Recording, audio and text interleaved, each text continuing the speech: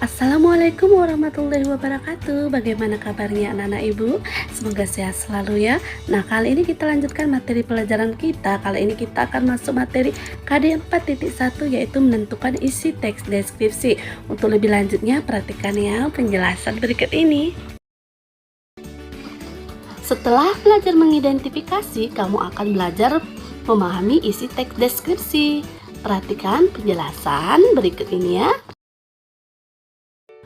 Kegiatan pembelajaran yang akan kita lakukan dalam menentukan isi teks deskripsi yaitu yang pertama, menentukan perincian informasi pada teks deskripsi.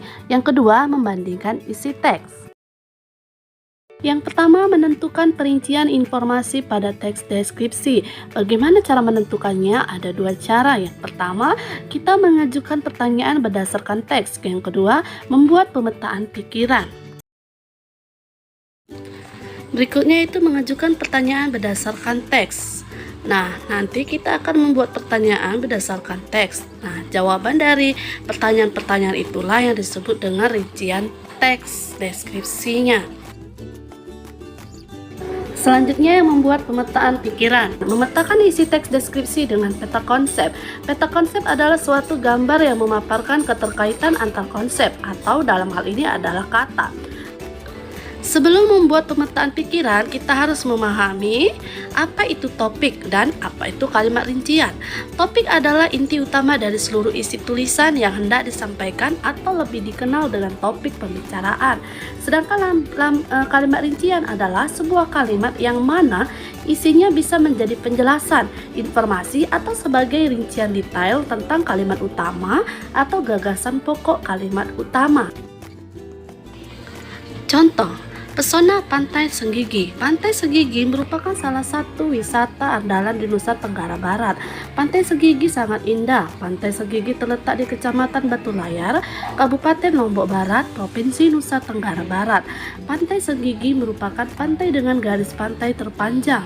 Pemandangan bawah laut Senggigi juga menakjubkan. Pura Bolong menjadi pelengkap wisata di Pantai Senggigi. Kalimat utama terletak di kalimat pertama, yaitu Pantai Senggigi merupakan salah satu wisata andalan di Nusa Tenggara Barat. Sedangkan kalimat penjelas yang merupakan kalimat rincian dari kalimat utama terdapat pada kalimat kedua, ketiga, dan seterusnya. Contoh, 1. Pantai Senggigi sangat indah. 2. Pantai Senggigi terletak di Kecamatan Batu Layar, Kabupaten Lombok Barat, Provinsi Nusa Tenggara Barat.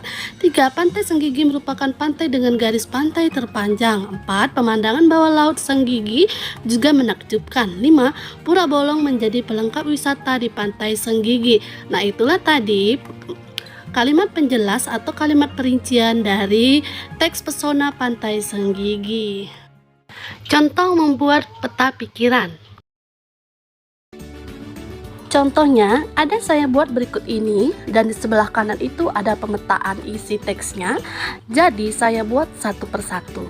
Judulnya saya buat Si Bagas Kelinciku. Nah, judulnya saja sudah kita ketahui ini sebuah teks deskripsi karena dia khusus mengenai kelinci saya yang bernama Bagas.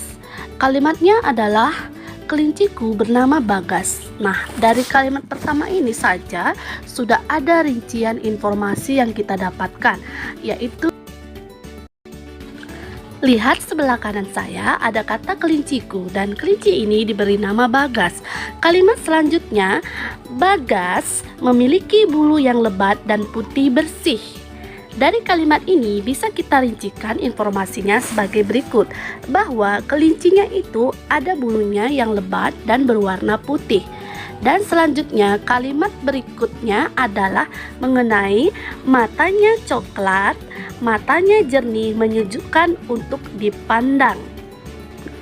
Dari dua kalimat ini dapat kita buat rincian informasinya sebagai berikut, yaitu ada kata mata si kelincinya dan matanya ini berwarna coklat.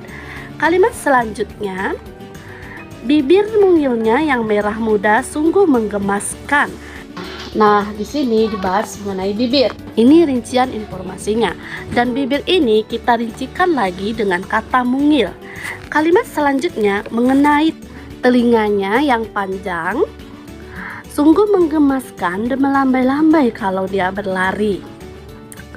Nah, dari kalimat ini, rincian informasi itu dapat kita buat dalam bentuk pemetaannya sebagai berikut. Ada kata telinga, dan kita buat lagi di bawahnya kata panjang. Nah, dari sebelah kanan pemetaan isi teks tersebut, inilah rincian-rincian informasi yang ada di teks yang sebelah kiri. Inilah caranya membuat pemetaan isi teks. Bagaimana, paham kan anak ibu?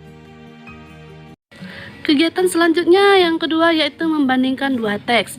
Membandingkan dua teks dapat dilihat dari perbedaan dan persamaannya. Perbedaan yang dibandingkan adalah satu, topik yang dideskripsikan, dua, rincian teks, tiga, pola pengelompokan isi. Sedangkan persamaannya dapat dilihat dari satu, cara pengembangan isi, dua, isi dapat ditangkap dengan penggunaan panca indera atau indera mata, hidung, dan telinga. Contoh, membandingkan isi teks 1 dan teks 2. Pertama, topik utama yang dideskripsikan teks 1 pesona Pantai Senggigi, sedangkan teks 2 adalah keanekaragaman tarian. Yang kedua, rincian isinya. Teks 1 menggambarkan segala keindahan Pantai Senggigi, sedangkan rincian isi teks 2 menggambarkan pementasan drama tari musikal kolosal Arya ini sangat megah dan fantastik dari awal hingga akhir. Yang ketiga, dari segi pola pengelompokan isinya, teks 1 mengelompokkan bagian-bagian yaitu pantai, bawah laut, pura, batu bolong. Sedangkan pola pengelompokan isi teks 2 yaitu mengelompokkan bagian-bagian yaitu pembuka, puncak, penutup. 4. Dari segi isi dapat ditangkap dengan penggunaan panca indera. Teks 1 menggunakan panca indera penglihatan dan perasa, sedangkan teks 2 menggunakan panca indera penglihatan, pendengaran, dan perasa. Tugas 1. Bacalah teks deskripsi berikut ini. Yang kedua, jawablah pertanyaan-pertanyaan berikut ini. 3. Tulislah kalimat utama setiap paragraf dan dari teks deskripsi tersebut. 4. Buatlah peta pikiran atau peta konsep berdasarkan kalimat rincian dari teks Blackie. Nah, demikianlah pembelajaran kita kali ini. Bagaimana, mudah bukan? Baiklah anak-anak ibu, tetap semangat walaupun belajar di rumah dan tetap semangat mengerjakan tugas latihannya. Dan anak-anak ibu tetap menjaga kesehatan. Wassalamualaikum warahmatullahi wabarakatuh.